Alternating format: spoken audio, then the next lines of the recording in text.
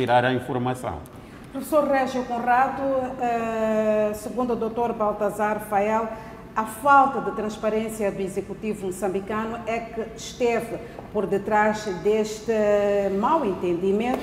Que percepção é que tem desta reação do governo moçambicano em relação ao suposto desvio deste valor, que na verdade o governo diz que foi muito bem canalizado, foi antes da criação do Fundo Soberano?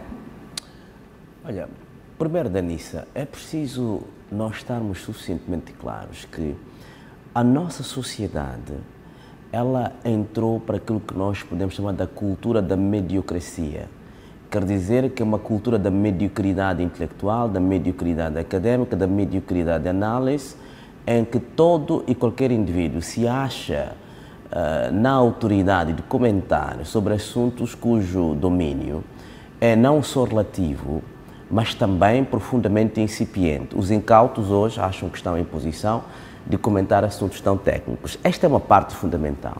A segunda parte, eu acho que seria profundamente exigente voltarmos a exigir, passa a repetição, a leitura de determinados autores fundamentais, como Karl Raimund Popper, Thomas Kuhn, Gaston Bachelor, para que a pessoa compreenda que qualquer que seja a fundamentação ou acusação que for, deve ser acompanhada por evidência. Portanto, a acusação não é igual à prova, como acontece com muitas organizações da sociedade civil que pensam que a questão da acusação é uma questão de prova. Não é o caso aqui do Dr. Fael, que tem sido muito mais fundamentado nesse aspecto. Mas há muitas organizações que acham que acusar é, de facto, digamos, provar.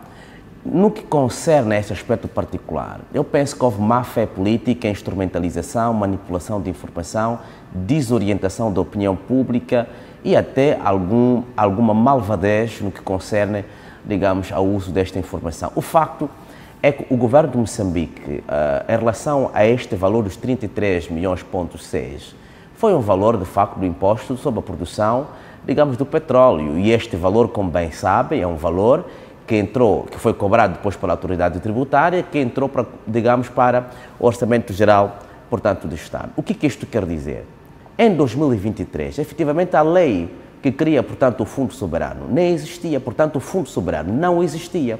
Não podia, portanto, o governo aplicar retroativamente, portanto, qualquer que fosse a disposição, ou qualquer que fosse o elemento concernente a este valor, quando o objeto do qual estamos hoje a fazer referência, que é o Fundo Soberano, não só não existia juridicamente, mas também tecnicamente não se justificaria porque o Estado estaria efetivamente a violar a norma.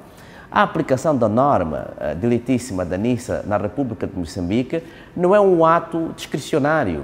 A aplicação da lei é um ato obrigatório e, portanto, o governo tinha que se conformar com a legislação, portanto, existente para dar sentido à própria ideia da legalidade da qual faz referência aqui o Dr. Baltazar Fael.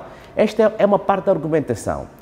A segunda parte, que é profundamente importante entender, qualquer que fosse o fundo naquela altura, até porque o governo para aquilo que eram, portanto, outros aspectos ligados aos lucros da produção deste petróleo, o governo decidiu, inclusivamente, não fazer o uso porque alguns destes valores não estavam legislados para serem usados.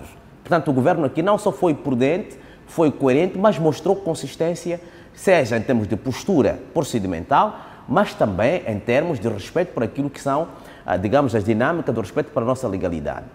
Então, nós podemos dizer, se por um lado nós constatamos que em relação a este aspecto particular não existem elementos bastantes que justifiquem esta ideia de que houve, portanto, o desvio, por outro lado nós constatamos uma instrumentalização abusiva e excessiva, até porque o Dr. Baltazar disse há pouco tempo, e eu concordo com ele, que o grande problema aqui está é aprofundarmos os mecanismos da transparência.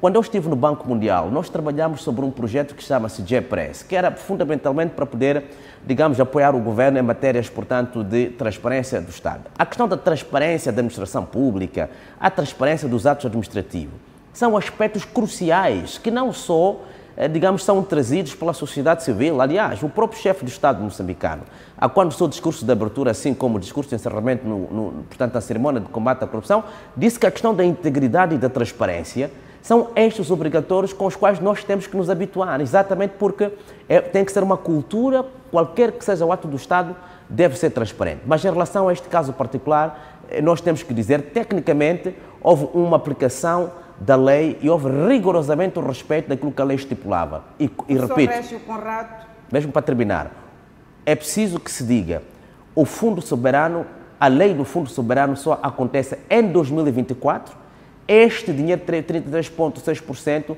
é de 2023. Portanto, quero dizer que não há uma relação explícita ou direta, portanto, entre os dois. Professor Régio Conrado, vou-lhe penalizar com